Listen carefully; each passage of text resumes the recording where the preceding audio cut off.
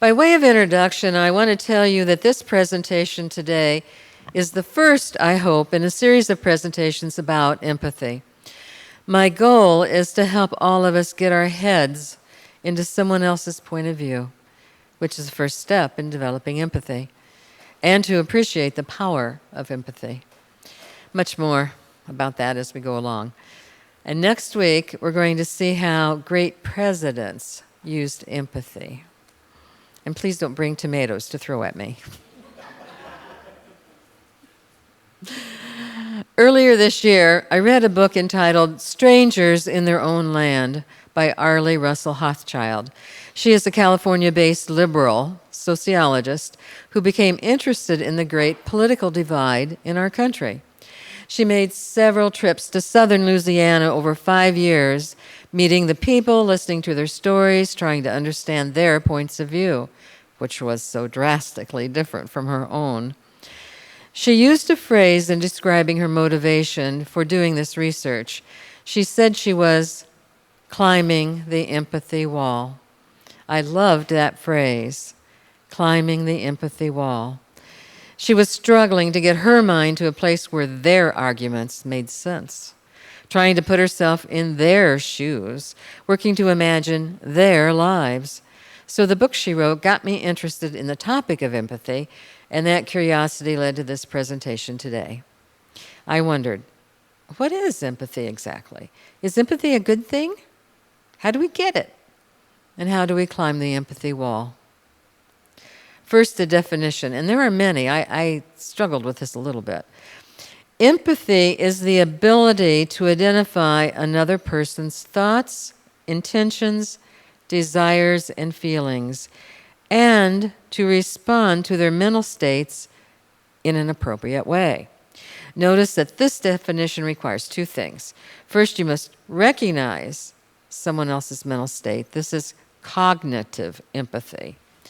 And then you must respond in an appropriate way. This is affective empathy. So empathy is two things, recognizing, responding. There'll be a test later. See if you remember two things. Many criminals, for example, have great trouble correctly assessing their victim's point of view.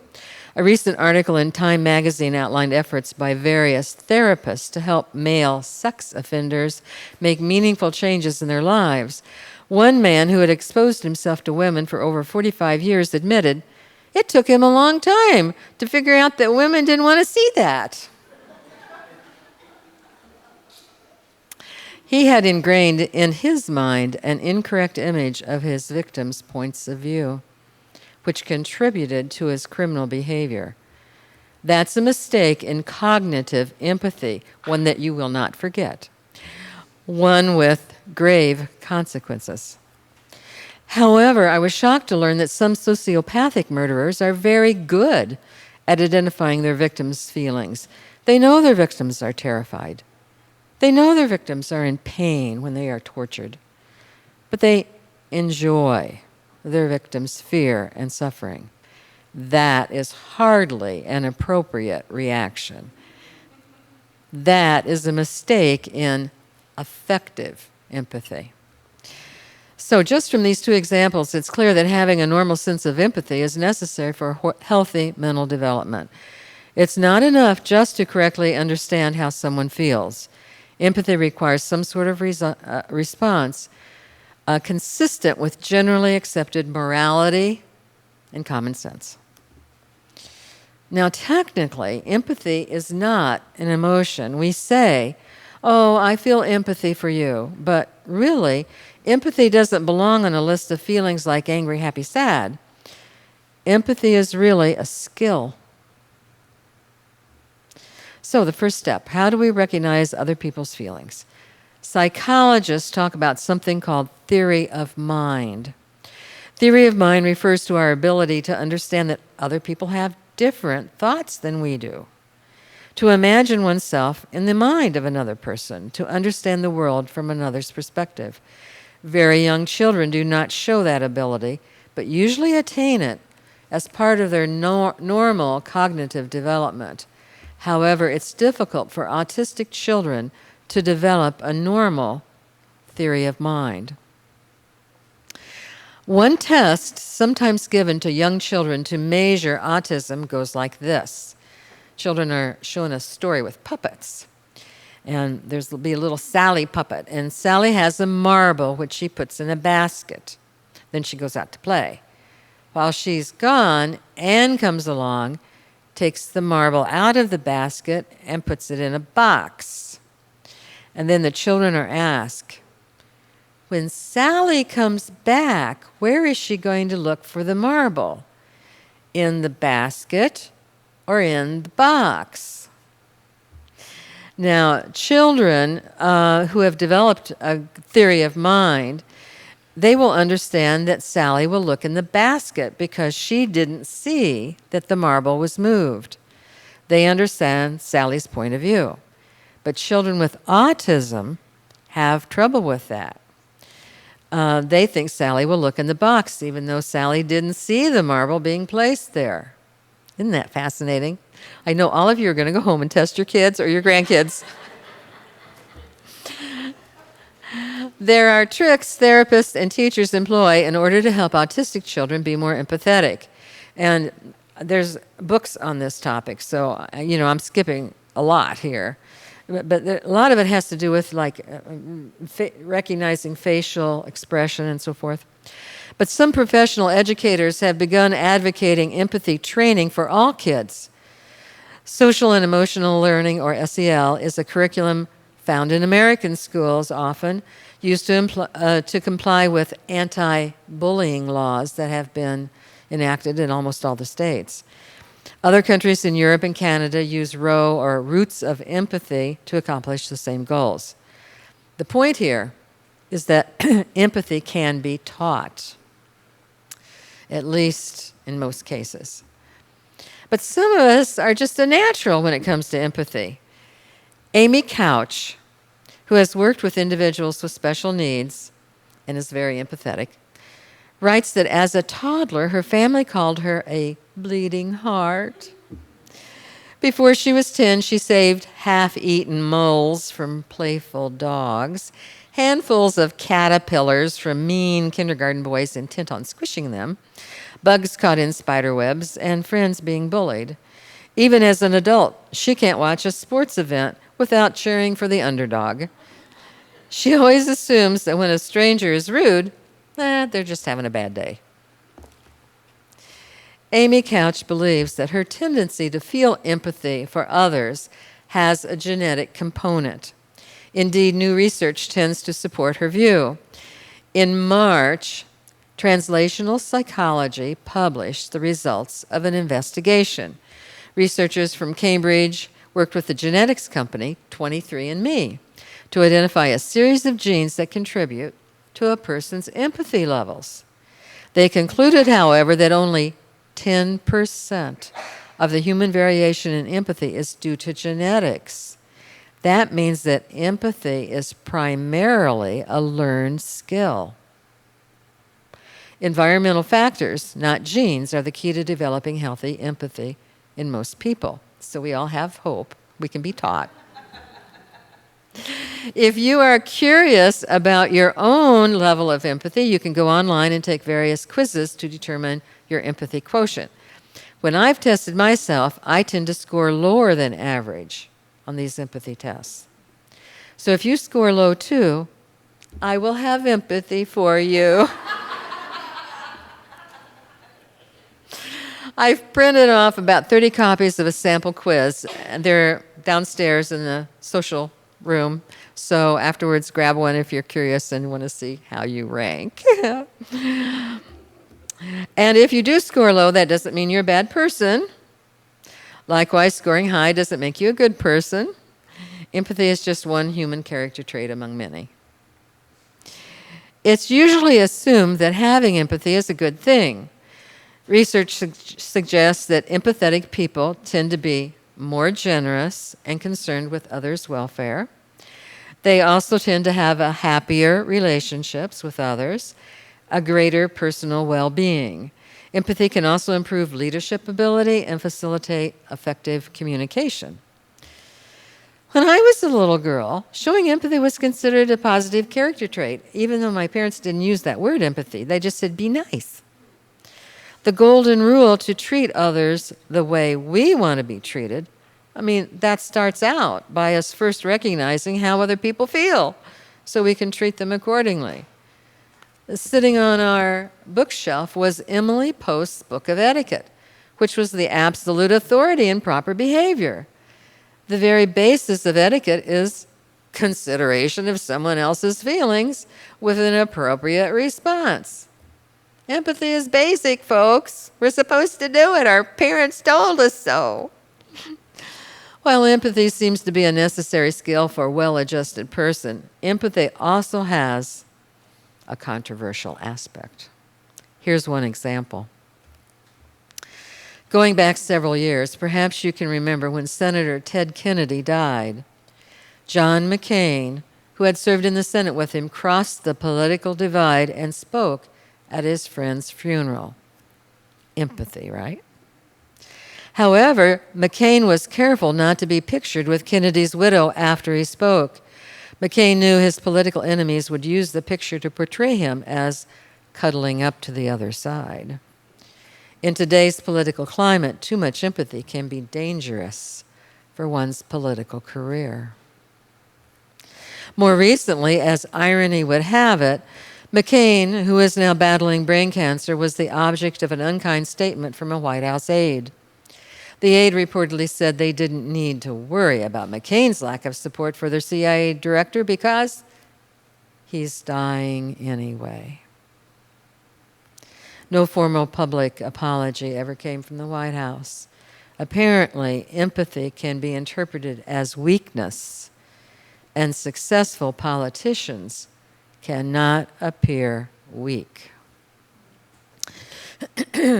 President Donald Trump spoke on this very topic just last Wednesday while addressing the immigrant issue. Quote, "The dilemma is," I have water right here. Yeah, I'm good.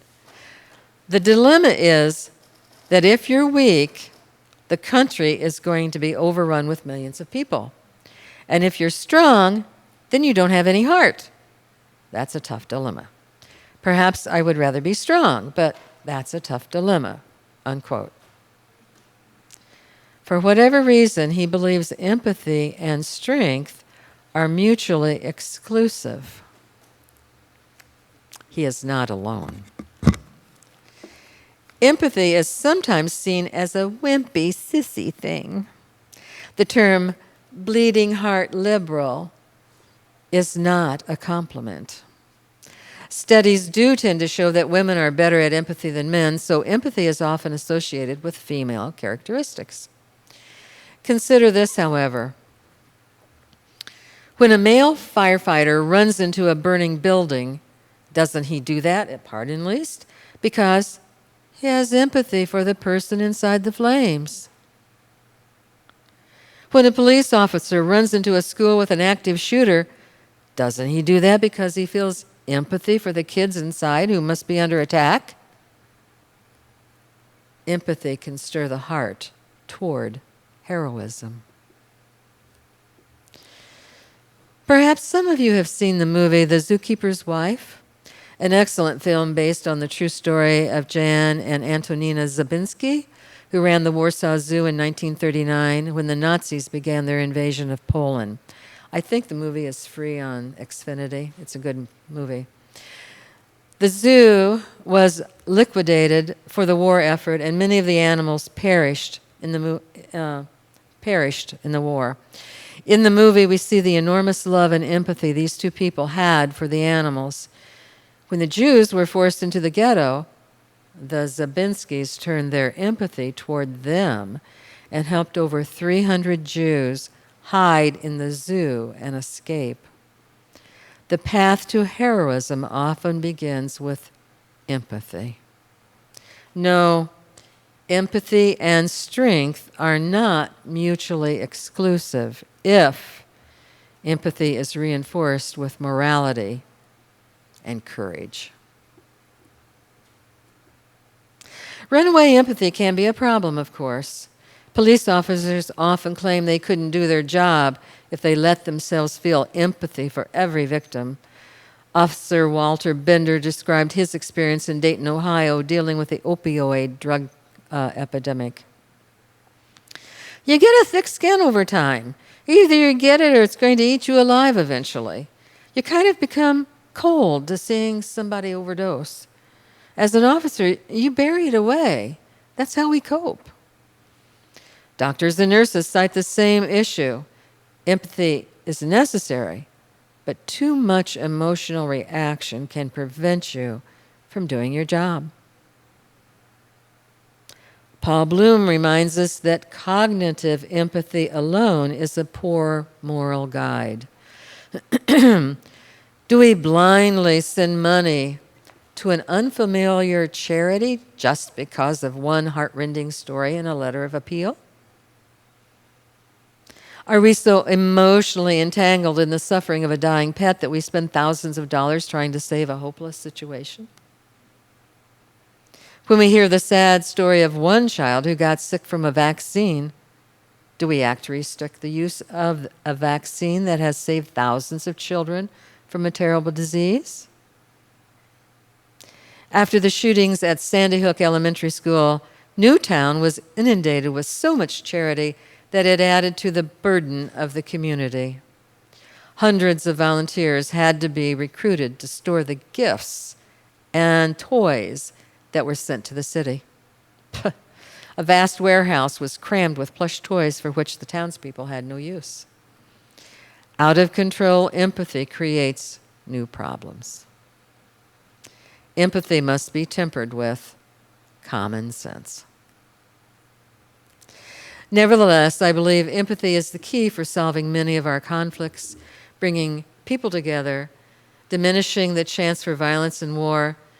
There are good examples of extraordinary empathy, and I'm going to share with you 3 of them.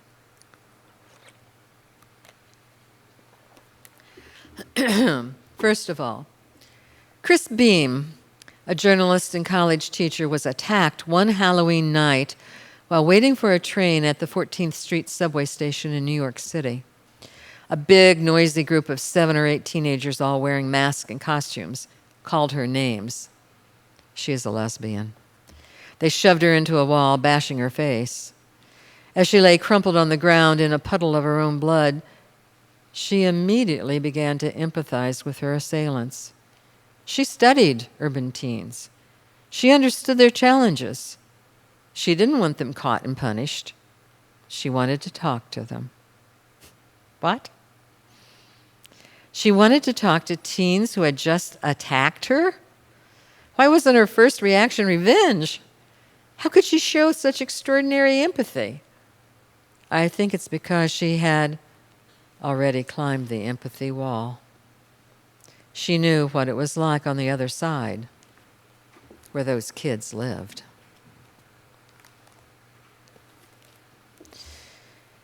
Eugene de Kock was the face of apartheid in South Africa. Condemned to 212 years in prison for murder and other crimes, he had been called the prime evil by the press. Nevertheless, Pumela Gobodo-Gadaziwila, a psychologist who worked with the Truth and Reconciliation Commission, found a pathway of empathy and forgiveness. What?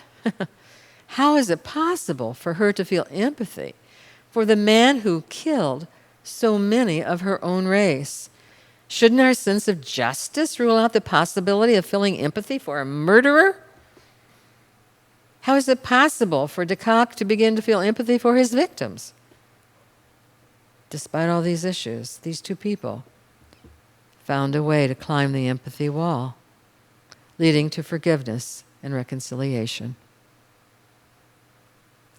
Here's one last example that has a parallel in today's news. A statewide effort at climbing the empathy wall occurred in Maine beginning in 1999. Previous years of distrust had festered between native tribes and the state over issues of child foster placement. Native families felt such pain, rage, and guilt over having their children taken away and placed in foster care with white families. Native children were often traumatized by the experience. During this period of truth and reconciliation, beginning in 1999, Native people, social caseworkers, and others came forward to share their stories, to listen to each other, to begin healing. At the end of one of those sessions, a retired caseworker came forward and admitted she was one of those state caseworkers who placed Native children in foster care. She said simply, "I'm sorry." A Native woman who had been placed in foster care came up and took her hand. The two women stood silently together, forehead to forehead, touching each other for several minutes. Hundreds of watching people fell silent. They had just witnessed two people who had climbed the empathy wall and found each other. It was an amazing moment of healing. Moments of empathy like that give me hope.